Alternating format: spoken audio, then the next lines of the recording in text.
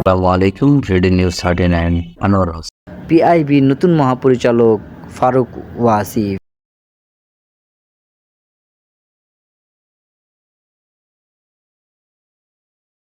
বুধবার 18 সেপ্টেম্বর জনপ্রশাসন মন্ত্রণালয় থেকে এ সংক্রান্ত প্রজ্ঞাপন জারি করা হয়।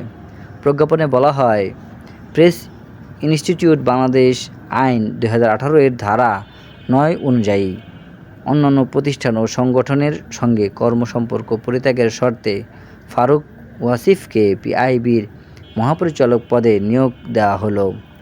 যোগদানের তারিখ থেকে আগামী 2 বছরের জন্য তাকে নিয়োগ দেওয়া হয়েছে।